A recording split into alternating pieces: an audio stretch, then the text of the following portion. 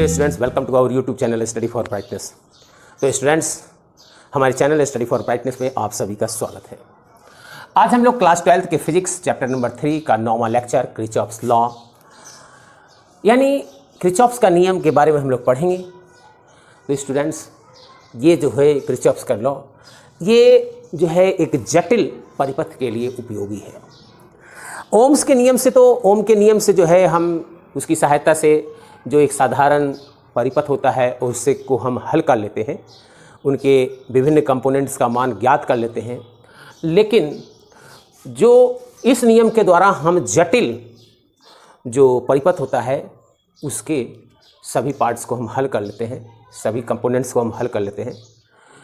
तो जर्मन के एक साइंटिस्ट हैं, भौतिकविद गुस्ताव रॉबर्ट किरचॉफ्स, जिन्होंने सन 1842 में जो है नियम का प्रतिपादन किया जटिल परिपथ के संबंध में।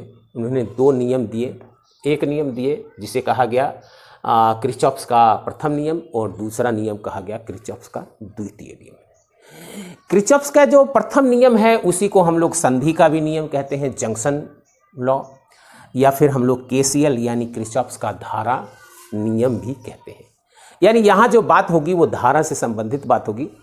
यानी किसी विद्युत परिपथ में किसी बिंदु पर जो है मिलने वाली समस्त विद्युत धाराओं का बीजगणितीय योग क्या होता है, शून्य के बराबर होता है। यानी समस्त बीजगणितीय, जैसे यहाँ पर एक जंक्शन है और यहाँ पर ये देखें आप कि दो धाराएं आ रही है और यहाँ से कुछ धाराएं जो है वो निकल रही है।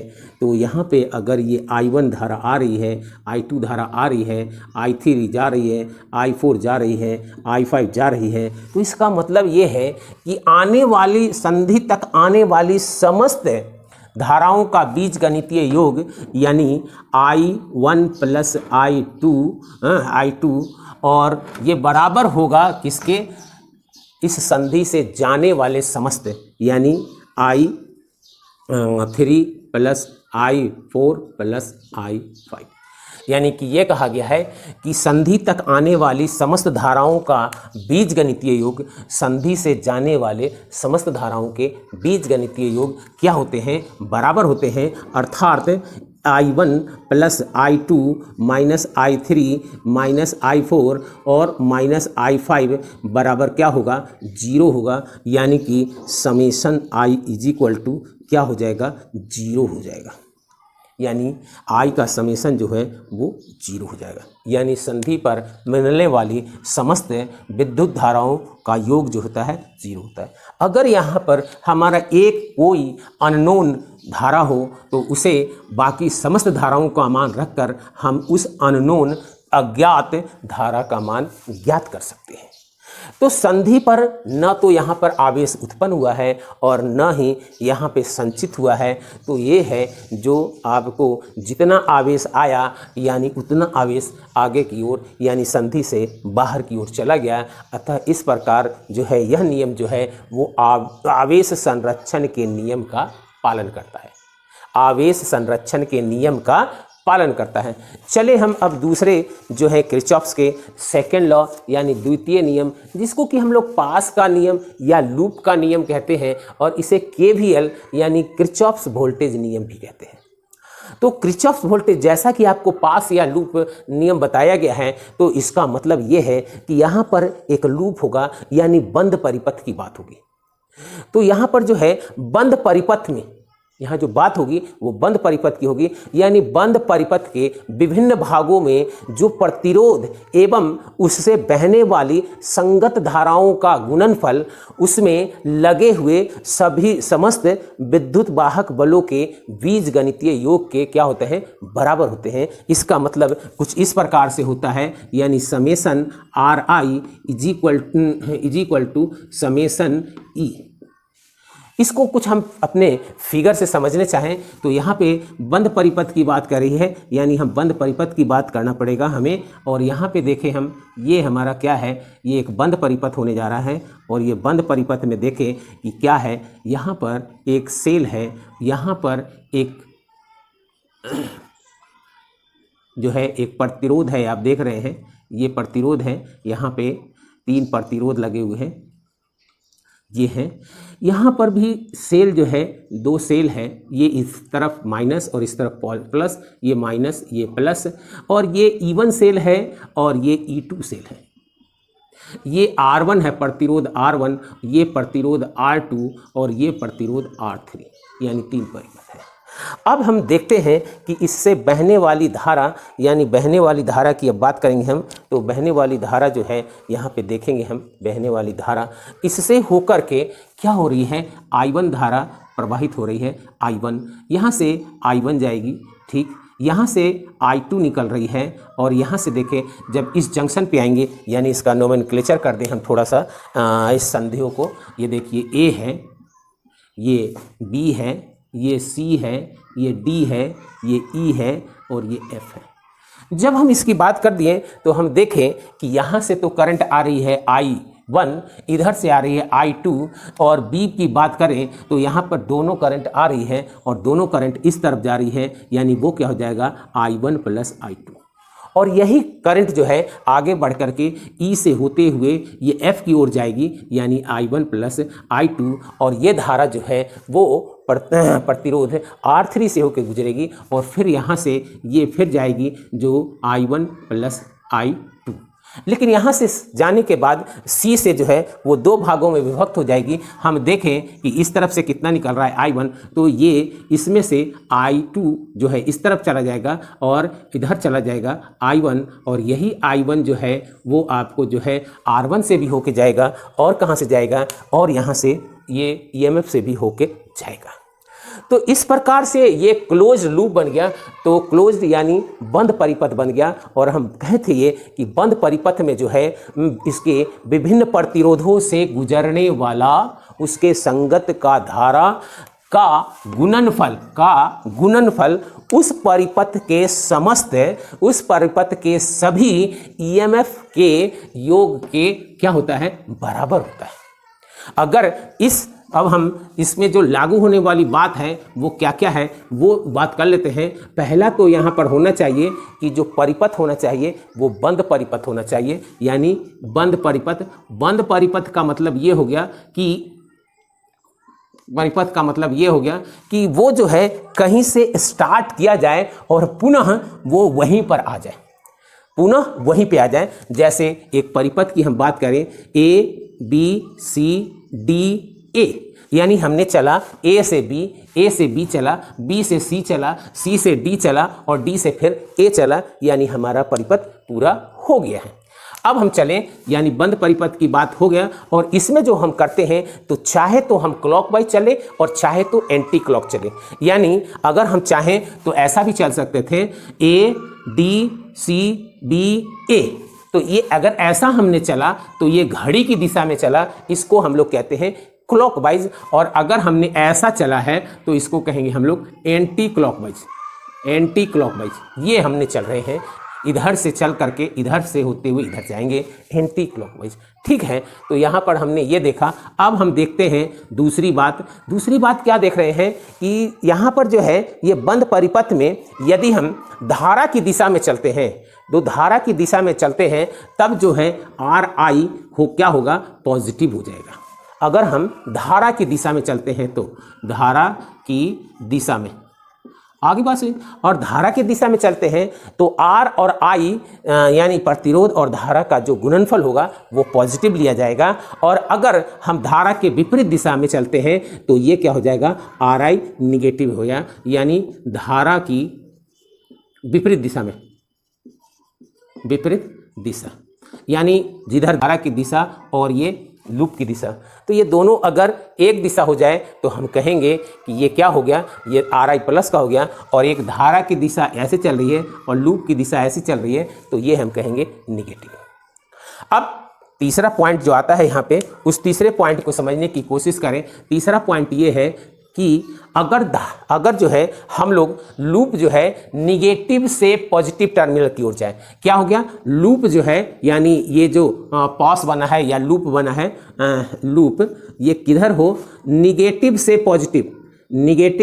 पॉजिटिव, इसका मतलब बैटरी के निगेटिव टर्मिनल से पॉजिटिव टर्मिनल की ओर, यानी क्या हो गया, निगेटिव से पॉजिटिव की ओर हो तो क्या हो जाएगा, हमने निगेटिव से गए हैं पॉजिटिव से निकले हैं, इसका मतलब क्या हो गया, ये ईएमएफ जो होगा, ईएमएफ यानी ई जो होगा वो क्या होगा, पॉजिटिव होगा, पॉजिटिव धनात्मक। और अगर यानी कि अगर ये धन से ऋण की ओर गया हो, धन से ऋण, लूप जो है धन से ऋण की ओर गया हो, यानी धन से ऋण की ओर गया हो तो वो क्या हो जाएगा, ई जो होगा वो माइनस का होगा। तो इस तरह से आपने देखा कि ये लूप के डायरेक्शन पे निर्भर करता है, यानी लूप के डायरेक्शन में यहाँ पे देखें दोनों जो है एक ही दिशा में है, धारा और लूप एक ही दिशा में है। तो हमने 2 लाइन खींचा, 2 लाइन खींचने का मतलब ये है 2 तीर एक ही तरफ गया तो ये प्लस का हो गया, और ये एक इधर और एक इधर गया तो यहाँ पे माइनस का आ जाएगा। और यहाँ पे देखें ये छोटे गेट से गए और बड़े गेट से निकले, यानी छोटे गेट से गए और बड़े गेट से निकले हैं तो पॉजिटिव होगा, और बड़े गेट से गए और छोटे गेट से निकले तो निगेटिव होगा। तो इस प्रकार से ये 3 नियम जो हमें उसमें पढ़ना होगा, और 3 नियम के ही रिस्पेक्ट में हम उसका जो है गणना कर सकते हैं। तो यहाँ पर कौन सा बंद परिपथ हम कौन सा ले लें, A B C D A, यही है। यानी ए से हमने चला, ए से बी की ओर चला, बी से सी की ओर चला, और सी से डी की ओर चला, और डी से फिर ए की ओर पहुंच गए, यानी जहां से हमने शुरू किया था वहीं पे पहुंच गए। इसका मतलब वो बंद परिपथ हो चुका है। अब हम चले, जब हम ए से बी की ओर चले हैं, ए से बी चला, कुछ भी नहीं मिला, हमें कुछ भी नहीं लिखेंगे।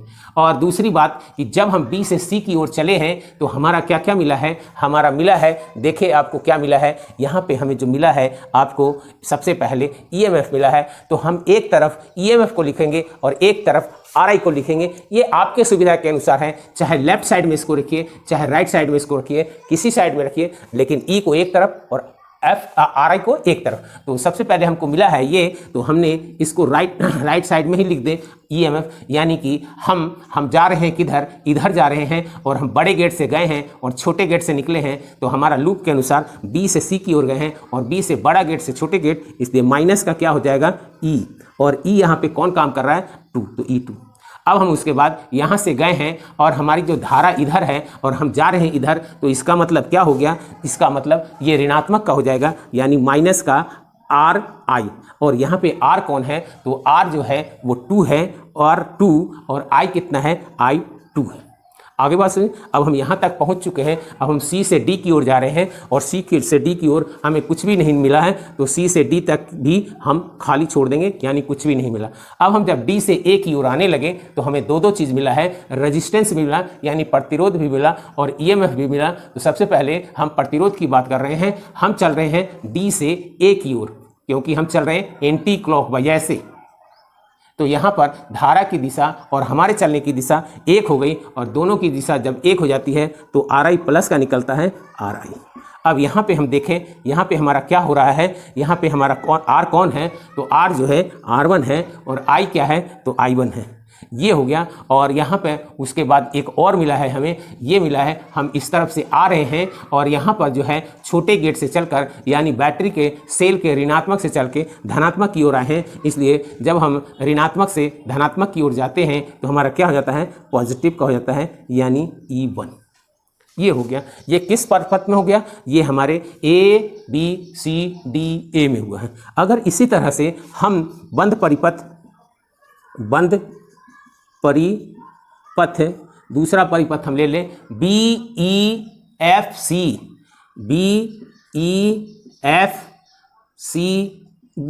यानी बी से चलेंगे ई की ओर, और बी से चले, देखें यहाँ पर हमने एंटी क्लॉकवाइज ऐसा लिया है, यानी कि देखें हम तो बी से सी की ओर चलेंगे, हमारे पास कुछ भी नहीं मिला है, इसलिए कोई बात नहीं है। उसके बाद चलें, हमारा क्या मिला है, ये R3 मिला है, और हम भी जा रहे हैं इधर और धारा भी जा रही है इधर, तो दोनों की दिशा जो एक समान हो गई, यानी पॉजिटिव का होगा आर आई। और यहाँ पे I जो है वो 2 है, I एक I1 है और एक I2 है, यानी I1 और प्लस I2 ये है। और R कौन है, तो R3 है। RI लिखते हैं, लेकिन यहाँ पर हमको डिफाइन करता है कि R का वैल्यू यहाँ पे क्या है और I का वैल्यू यहाँ से उस जो है प्रतिरोध से क्या गुजर रहा है। अब यहाँ से हम चलें F पे पहुँच चुके हैं, F पे पहुँच चुके हैं। F से हम कहाँ चलेंगे, D की ओर। F से C की ओर। C पे गया, FC पे भी कुछ नहीं मिला, लेकिन C से जैसे B पे आया तो हमें दो चीज़ मिला, एक प्रतिरोध और एक EMF। तो अब हम देखें, पहले हम प्रतिरोध की बात करें। हम आ भी रहे हैं इधर और धारा भी आ रही है, दोनों सेम डायरेक्शन में हैं। तो सेम डायरेक्शन का मतलब हो गया प्लस का R और I, और यहाँ पे R जो है वो R2 है और I जो है वो I2 है, और बराबर किसके। अब जो है ये देखेंगे EMF छोटे गेट से यानी ऋणात्मक से हम लोग क्या चल रहे हैं, धनात्मक की ओर निकल रहे हैं। तो ऋणात्मक से जब धनात्मक की ओर निकलेंगे तो वो क्या कहलाएगा, वो धन का कहलाएगा, वो पॉजिटिव कहलाएगा, यानी पॉजिटिव E। और यहाँ E कौन सा है, तो E2 है। और इस प्रकार से हमारे बंद परिपथ में ये दोनों चीज़ निकल चुके हैं। अगर हम इसी प्रकार से ये बड़े परिपथ की बात करें, AEFDA, तो इसका भी निकाला जा सकता है और इसका कुछ इस तरह से होगा। ये देखें बंद परिपथ कौन सा, AEF और D और क्या है A। इस परिपथ की बात करें तो सबसे पहले A से जब हम चलेंगे इस तरफ तो यहाँ पर हमारा कुछ भी नहीं है, यानी ख़त्म। और उसके बाद E से जब हम F की ओर चलेंगे, यानी E से जब हम F की ओर चलेंगे तो हमारा एक रेजिस्टेंस मिला है, हम भी जा रहे हैं उसी दिशा में और धारा भी जा रही है उसी दिशा में, यानी सेम डायरेक्शन हो गया। और सेम डायरेक्शन में RI जो होता है वो क्या होता है, RI जो होता है वो पॉजिटिव का होता है। अब R कौन है यहाँ पे, तो R3 है, और I कौन है, तो I1 है प्लस I2 है। तो ये दो चीज़ है यहाँ पे। अब यहाँ से चलने के बाद हम क्या करेंगे, F पे पहुँच चुके हैं और F पे पहुँचने के बाद D पे जाएंगे। तो F से D के बीच में हमारा कुछ भी नहीं मिला है, और D से फिर जब चलेंगे हम A की ओर, यानी D से A की ओर चलेंगे तो हमें सबसे पहले क्या मिला है, R मिला है। तो हम जा भी रहे हैं इधर, धारा भी जा रही है, यानी दोनों सेम डायरेक्शन में हैं। तो क्या हो जाएगा, प्लस का क्या हो जाएगा, RI और RI। यहाँ पे R कौन है, तो R1 है, और I कौन सा जा रहा है, I1 जा रहा है। ये हो गया। अब जो है और कोई अब RI बचा नहीं है इस परिपथ में। अब हमारे पास कौन टकरा गया है, E टकरा गया है। तो मैंने बोला था कि बराबर के दूसरे तरफ लिखेंगे, और यहाँ पर जो है हम E में क्या हो रहा है कि हम माइनस से जा रहे हैं और प्लस से निकल रहे हैं। तो माइनस से जा रहे हैं और प्लस से निकल रहे हैं, तो हमारा क्या हो जाएगा, हमारा जो है पॉजिटिव हो जाएगा। और प्लस का लिख देंगे E, लेकिन यहाँ प्लस का लिखेंगे तो E यहाँ कौन है, तो E1 है। तो इस प्रकार से हमने तीनों के लिए आपको निकाल दिया है, एक के लिए नहीं बल्कि तीनों के लिए निकाल दिया है। ये देखें आप 1, ये देखें आप 2 और ये देखें आप 3। तो तीनों लूप के बारे में हमने निकाल दिया है।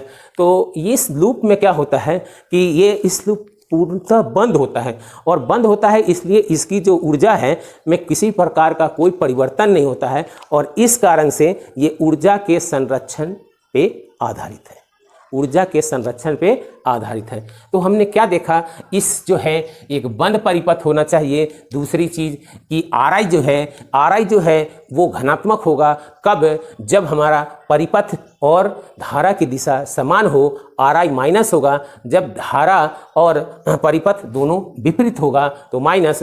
और यहाँ पे देखें निगेटिव से पॉजिटिव की ओर जाएंगे तो E जो होगा वो पॉजिटिव होगा, और पॉजिटिव से निगेटिव की ओर जाएंगे तो E क्या हो जाएगा, निगेटिव हो जाएगा। तो इस प्रकार से मैं समझता हूँ कि आपको ये चीज़ अच्छी तरह से क्लियर हो चुका होगा, क्योंकि ये चीज़ जानना बहुत ज़रूरी है। इस 3 नियम को बहुत अच्छे तरह से तैयार कर लेंगे, क्योंकि आने वाले अगले 2 लेक्चर में इसी का उपयोग होगा, चाहे वो मीटर ब्रिज हो, चाहे वो आपको पोटेंशियोमीटर हो।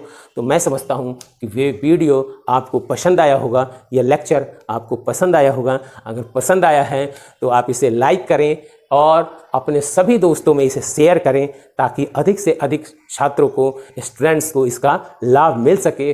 और अगर हमारे चैनल को अभी तक आपने सब्सक्राइब नहीं किया है तो प्लीज़ इसे सब्सक्राइब करें और उसके पास के बेल आइकन को अवश्य दबाएं, ताकि हमारे सारे अपडेशन और नोटिफिकेशन मिल सके। यहाँ मैं वीडियो को यूट्यूब पे अपलोड करूँ और उसकी सूचना आप तक पहुँच जाए। So thank you for watching this video. Thanks once again.